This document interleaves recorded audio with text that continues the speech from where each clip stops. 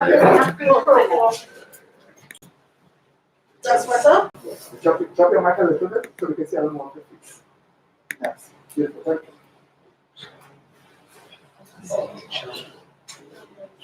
you.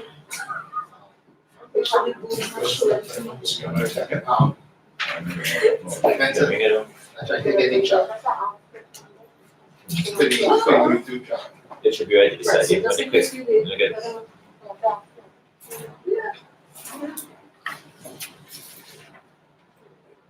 Right.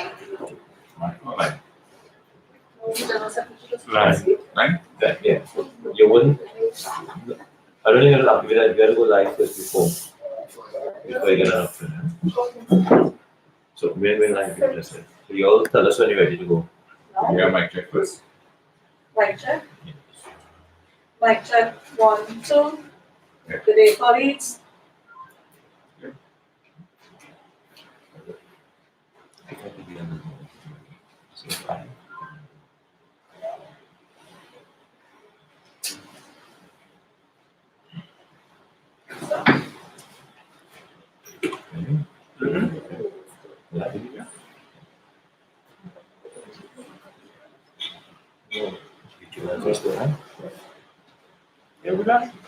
Right?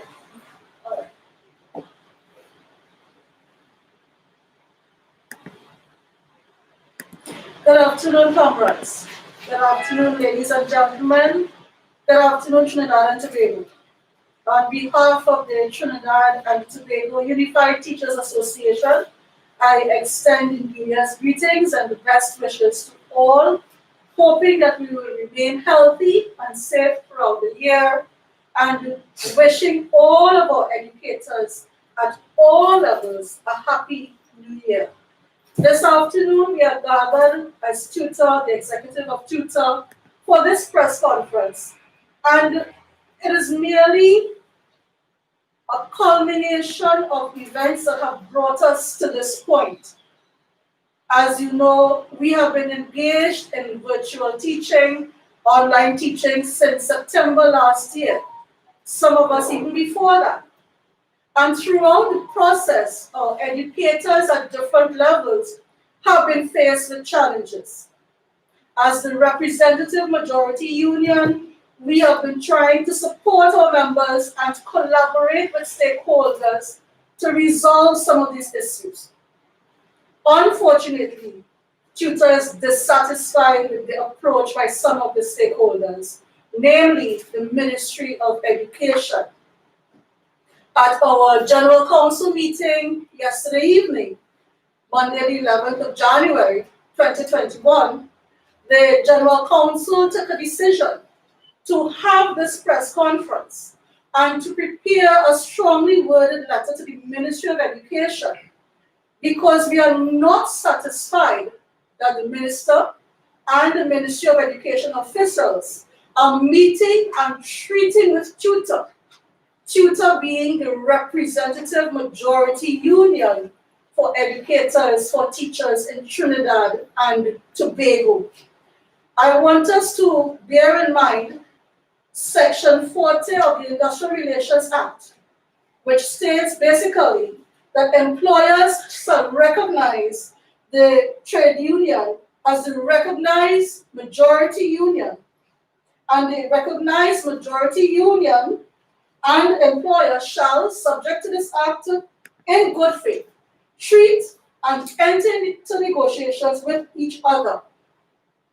We go on to look at the fact that the Education Act, Section 74E of the Education Act, mandates the Ministry of Education to meet with the representatives of such persons in the bargaining unit for consultation and negotiation in respect of any matters specified in Section 63.1. What is Section 63.1 of the Education Act? And here's where we come to the relationship between tutor and the employer. The personnel department shall, in relation to the teaching service, have the following duties: to provide for and establish procedures for consultation and the negotiation between the personnel department and an appropriate recognized association in respect of the terms and conditions of employment. And that's why we are here today. Throughout the process of online teaching, as I said, Tutor has tried to be supportive.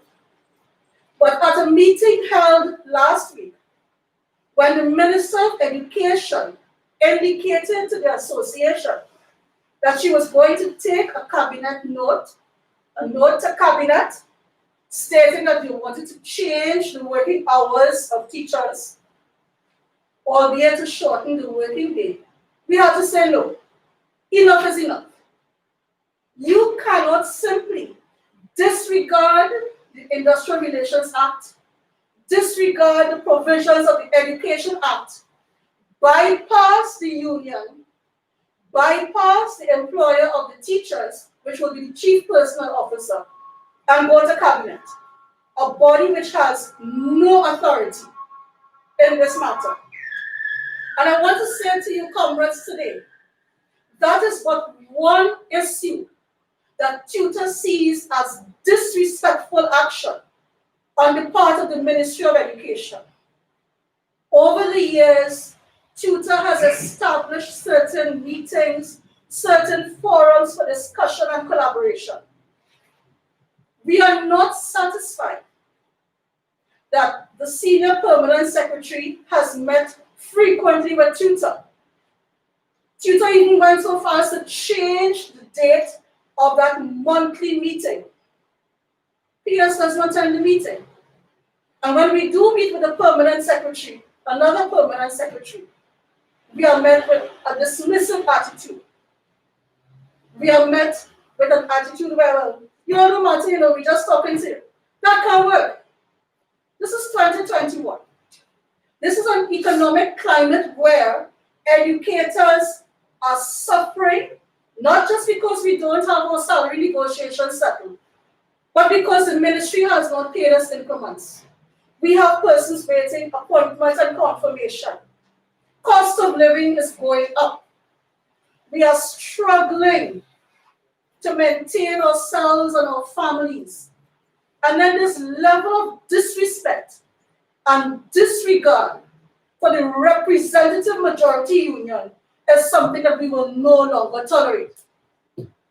At this time, we are signaling to the Ministry of Education, we're not coming back to the table unless you meet and treat and talk with Tutor first.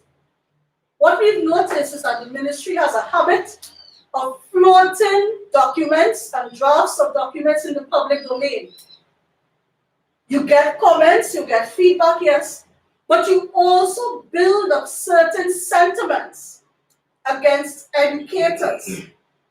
So if and when educators speak out and perhaps contradict or voice disagreement with what's in those documents, we will appear as if we are the bad ones.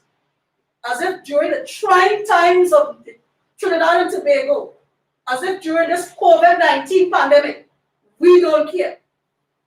Listen, comrades, we have to care about ourselves, because if we don't, we can't give anything to the nation's children.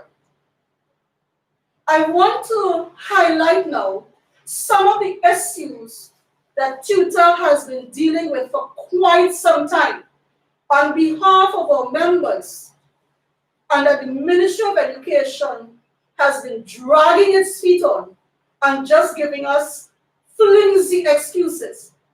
So at this time, I would ask the Second Vice President, Ms. Colonel Robertson Thomas, and when she's finished, I will go to the Industrial Relations Officer South, Mr. Justin De Freitas, to deal with some of these issues. Ms. Robertson Thomas. Good afternoon to the membership, good afternoon to the public. As stated by the President, we have been dealing with a number of issues for years.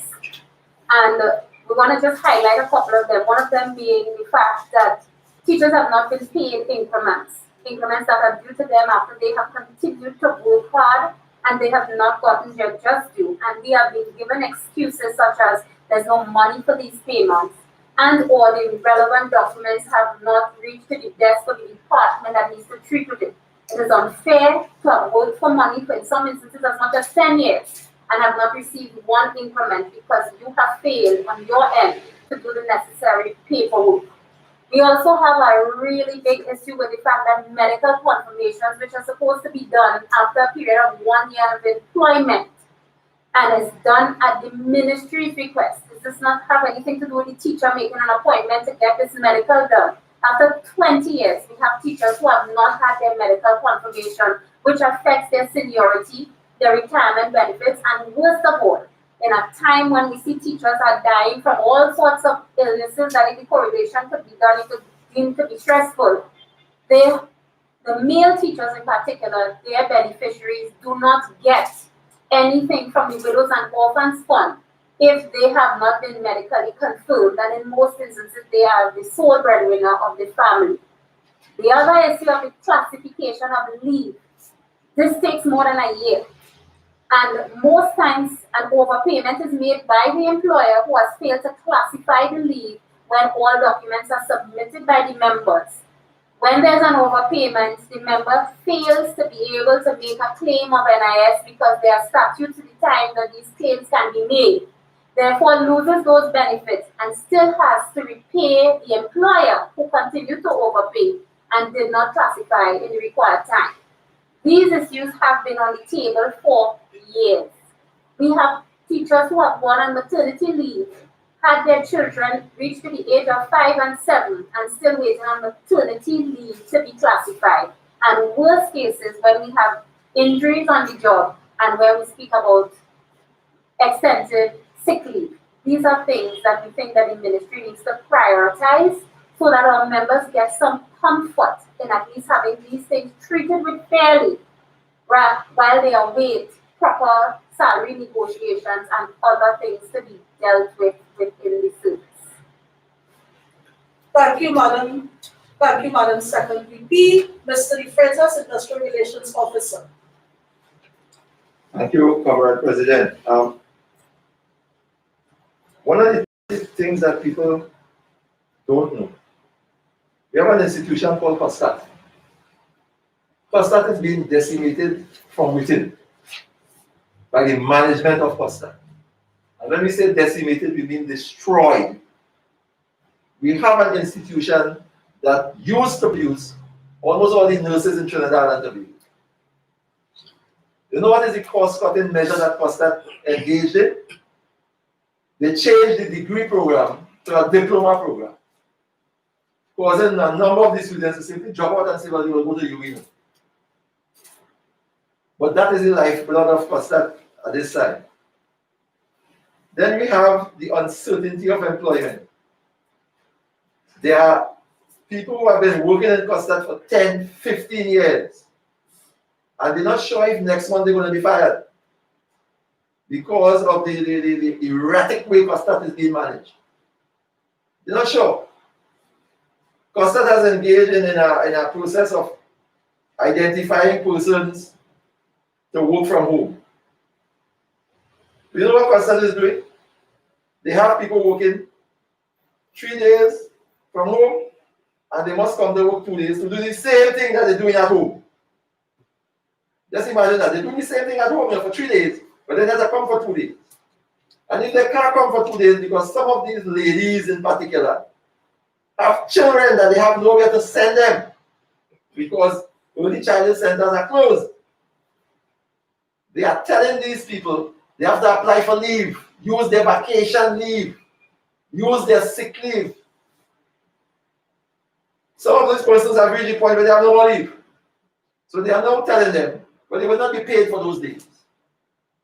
Now, these are persons who can work from home every day and do their jobs efficiently from home every day. But COSTAT is saying, no, you have to come. I want to see your eyes, what color your eyes are. Right? Then there are transfers. Teachers have been suffering from this for a long time. I know of teachers who have been applying for transfers for more than 10 years. Over and over, every year. You know what is the present response to some of those teachers? Because They would come to tutor and tutor would write a letter on their behalf. They are being told, oh, you write the tutor, but let tutor give the transfer now. That's what the ministry people say to them. Right? And then, of course, there's the big problem of assessment of qualifications. We have diligent teachers. They go and they do their training, they go and they do their upskilling and so on. It takes years to get the assessment of their qualifications so they could be upgraded to a higher position and get a better salary based on their qualification. Years. Sometimes the teacher has to submit the transcript 4, 5 times before they can actually acknowledge we have it. Right? That's the kind of disrespect we are getting from the Ministry of Education. Comrade President. Thank you, sir. Comrades, citizens, the government of Trinidad and Tobago proposes that in its vision development strategy 2030, that we have not only a seamless education system, but one where we nurture individuals and we have quality education. I want to ask today, consider this. How can we have a seamless education system and quality education when our teachers at the ECCE level are not considered teachers? When they are not considered as part of the education system? And tutor has repeatedly appealed to different ministers of education, make the simple legislative change, take it to cabinet, have these persons brought on to the system, let them be appreciated and treated as teachers. If we don't start the appreciation and the recognition at that level for those educators, what do you expect to happen? And then, of course, as we look at the educators who are professionalizing themselves, who are upskilling themselves, they go into their teacher training programs. At present, be it at the University of Trinidad and Tobago, USC, UWI, Roy Tech. And after they've gone through those processes of training and professional development, and they graduate, we have persons who graduated and are waiting for as long as 10 years for upgrade to permanent positions in the teaching service and for the necessary compensation. So, comrades, this is not only about money. This is about understanding that as Trinidad and Tobago, we need to invest in our education system. Not just give education the biggest slice of the budgetary allocation and say we are fixing X number of schools and building X number of ECCE centers. But our human resource capital, our educators, they are hurting. And the Ministry of Education is continuing to disregard and disrespect. So I want to say today, as officers of tutor, we want to signal today to our teachers at the ECCE level, our teachers at the primary and secondary level, our tertiary educators, our members in school supervision, our members who are curriculum officers, school social workers, special educators, guidance officers, and of course, our principals, who are not getting caught in the trap of divide and rule strategy.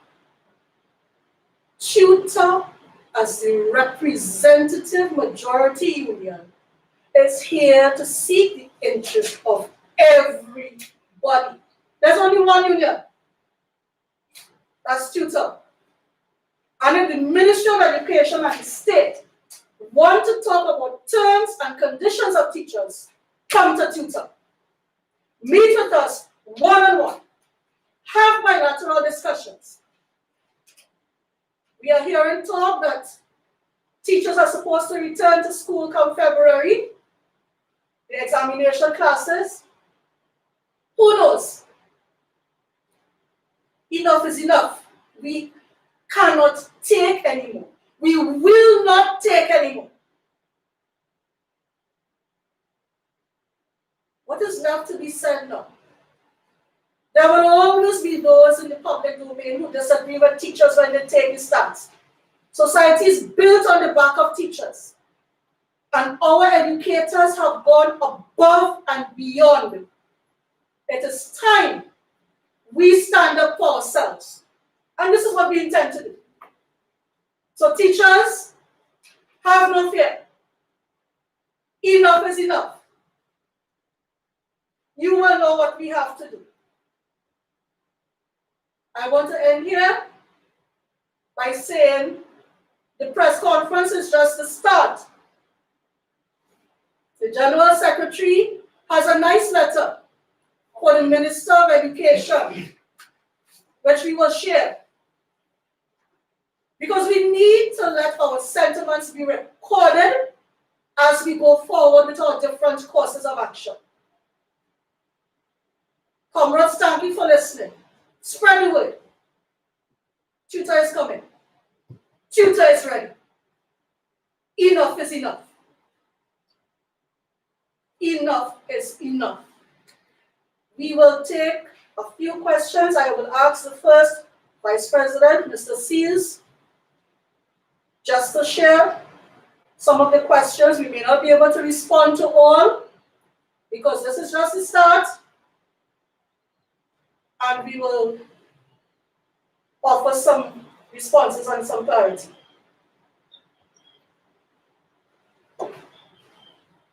Madam Chair, we recognize that there is a lot of support on the internet, a lot of support, worldwide support for our position, but no questions as yet. So as soon as those questions come, I will let you know.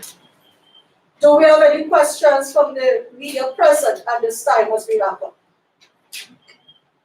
So, comrades, thank you. Citizens of Trinidad and Tobago, thank you. We are not the enemy. We are the ones helping to build Trinidad and Tobago, make our country better. But we can only do that if we are strong, if we are empowered, and if we are healthy. So teachers, I say, to your tutor, be true. Thank you, ladies and gentlemen.